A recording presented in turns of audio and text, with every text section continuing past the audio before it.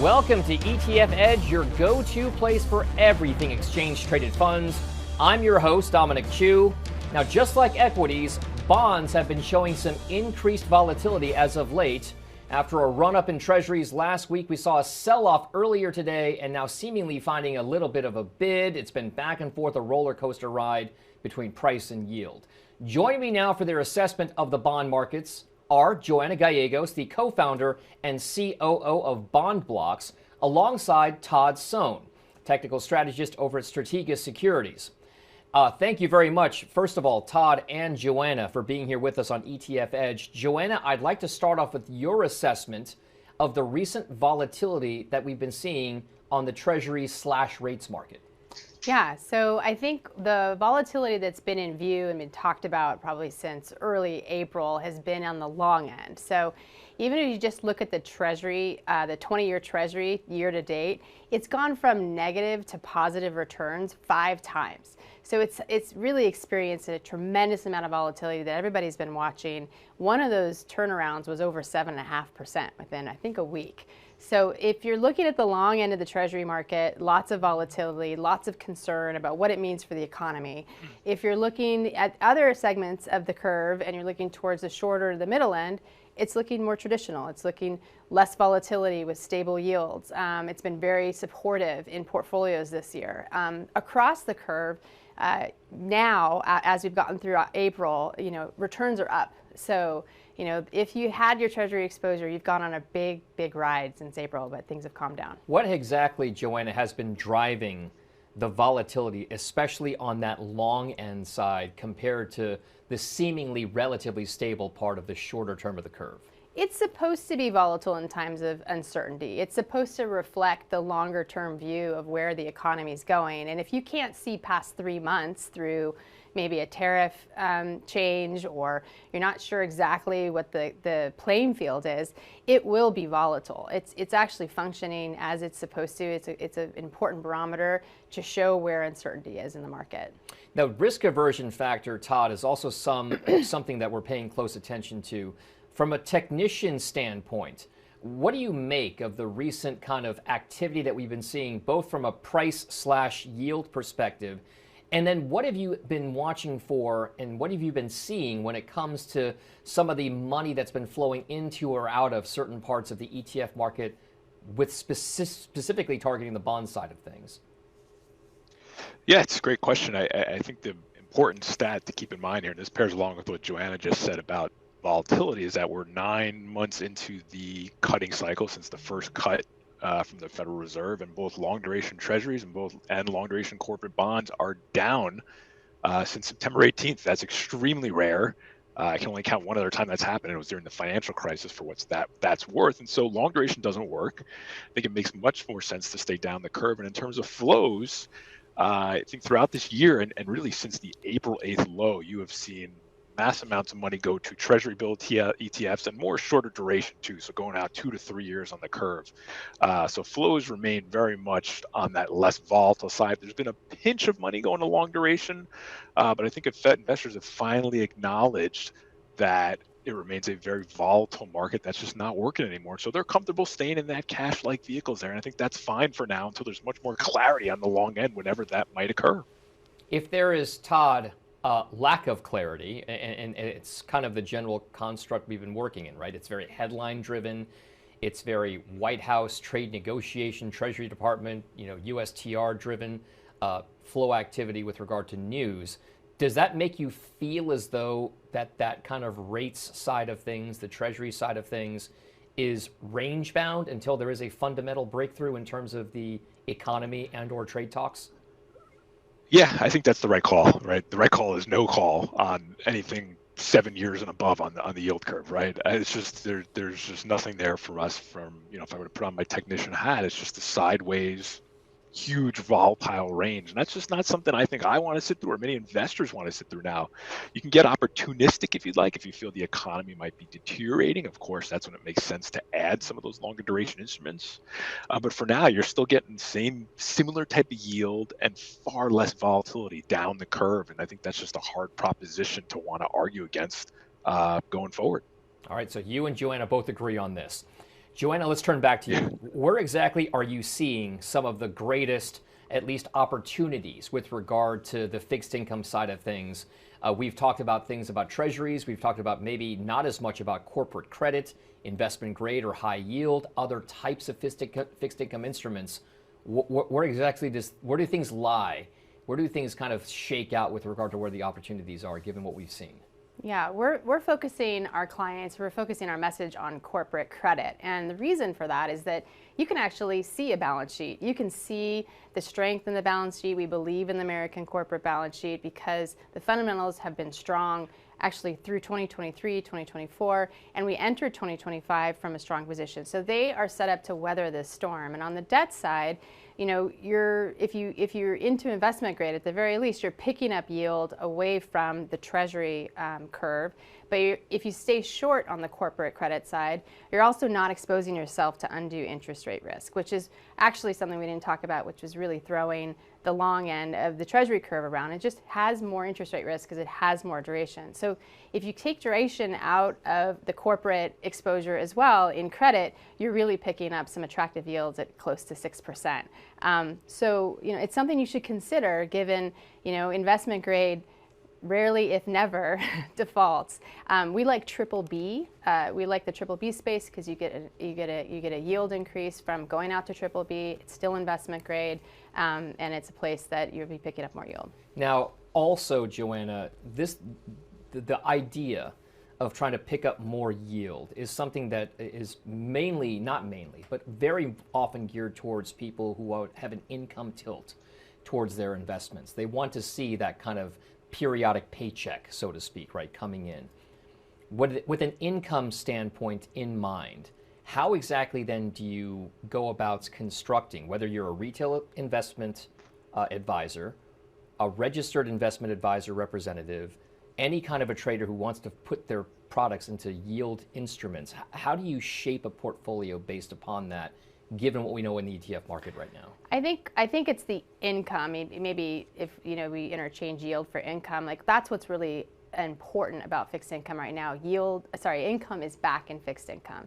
And so for any investor, sophisticated RIA that's trying to offset the volatility in their client's, you know, equity portfolio, if they haven't looked at how income is serving that portfolio, they should. And so that's why we recommend, you know, looking at these credit spaces because of the resiliency in their balance sheets, because of the resiliency of these corporations to be able to pay their debt.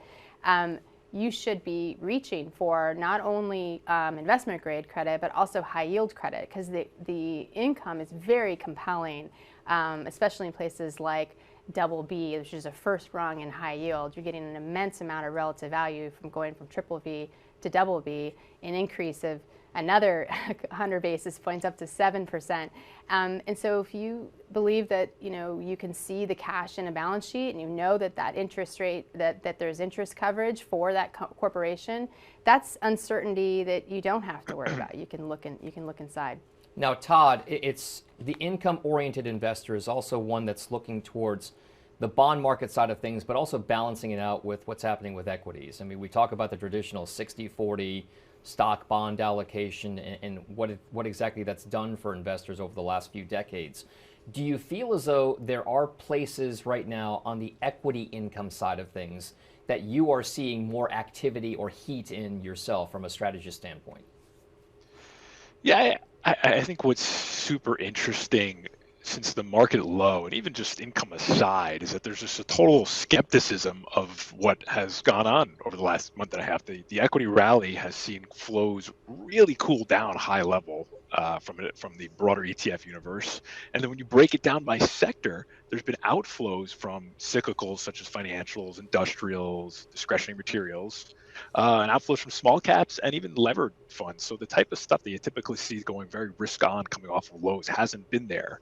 And for income, you know, I struggle because you used to have utilities and staples be the bond proxies during the QE era, and that has disappeared with the return of bond yields, right? Of the return of a rate hike cycle. So I think the ability to buy something like consumer staples for yield has really deteriorated. There's not much of a reason to own a lot of these consumer staples names anymore, unless they're part of, say, an AI theme, like a Walmart or a Costco. But so other than that, I don't know if you're going to get much income flows to the equity side of the equation. It's all going to go to these short duration bond ETFs for now. But and then I also could just go back to this idea of the skepticism. I like that from the equity perspective overall. Okay, Joanna, if you were to construct a portfolio for income generation focused on bonds, what exactly then do you do from a structural standpoint? How do you allocate? How do you systematically approach things? Do you make kind of one-off investments? Is it more about kind of like that 401k approach, which is like every couple of weeks or week or so, just put more money in and keep buying? How exactly then do you treat this income tilt in the market, given what we know about ETFs, mutual funds, and everything else? Well, I think most portfolios, they're allocated to something that looks like a 60-40 portfolio. And so what is your 40? So normally the 40 is an aggregate exposure. And that index was built in the 1980s. And probably some of the ETFs you're using today have been built 20 years ago. So what we are saying is that if you're using, if you look at just like the space of an ag, you should be leaning into these income opportunities in corporates, which include high yield and investment grade, as I mentioned. Like, go and reach for the triple B yield. Go and reach for a double B yield, or even we advocate a triple C yield because, you know, at 10%, to Todd's point, like finding that income can be harder. Also, go into other asset classes like emerging market debt. And as well, you're looking for diversification into a really powerful tool in private credit. Private credit, in the way it's accessible today, it wasn't available to investors 10 years ago, 5 years ago. And now it's available in an ETF, and PCMM is our ETF. What you're looking at is you're looking at a portfolio that has less than 3 months of duration, which is really low interest rate risk, and it's yielding, from a yield to maturity standpoint, over 8%. That's a compelling solution to what we were just talking about. A lot of people like to be short, and they want to be, but they also want the income. So to have high income and low interest rate risk, focused on, you know, high quality CLOs, like that's sort of a winning trade as well. So I would lean into what you already have, which is you have corporate exposure, you have treasury exposure, add you know, higher yielding corporates, and then as well, like, make sure you're looking at something like private credit, which is really diversifying, non-correlated, and has high income. All right, Todd, one more question to you. If you, from a strategy standpoint, you have your technician hat, your strategist hat on. If I asked you what your favorite part of the market was, no matter what the asset class is, what is it right now?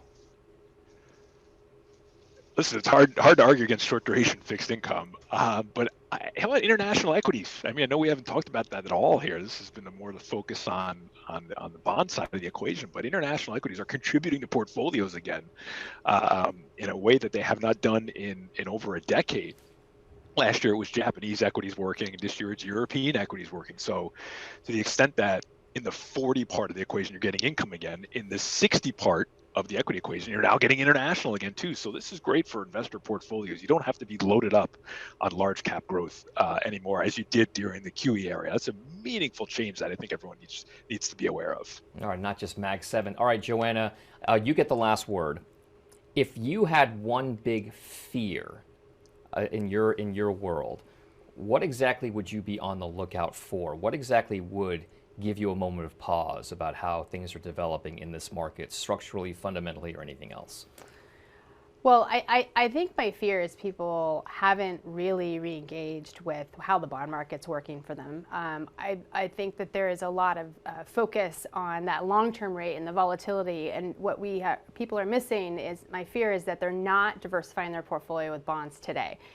We really have an equity addiction to, you know, concentrated broad-based indexes now that, you know, are overweighted certain tech names that really move that indexes quite a bit.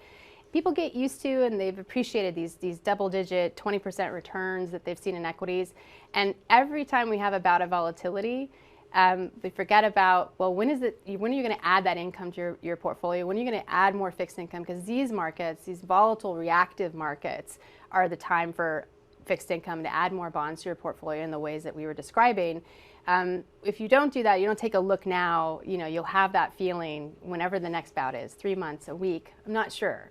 So in this time of uncertainty, you have to accept that the uncertainty is going to continue and the volatility is going to continue. So my biggest fear is that people don't actually take action in their portfolios with more bond exposures that are precise and really do work for you. All right, Joanna, Todd, thank you guys very much to be here with us here on ETF Edge. That does it for this week's ETF Edge edition. My thanks again to Joanna Gallegos at Bondbloxx, also Todd Sohn over at Strategas. Now, I've asked Todd to stick around for a few more minutes and provide some insights into the ETF trends that he's seeing for our ETF Edge podcast. That's coming up. And remember, you can always see all of our shows on our website. It's etfedge.cnbc.com. Thank you guys so much, and we'll see you next week on the ETF Edge. Get the ABCs of ETFs with the ETF Edge newsletter. Your weekly update on the hottest trends, expert analysis, actionable ideas, and exclusive insight from top industry experts. Sign up now at cnbc.com/ETF Edge newsletter.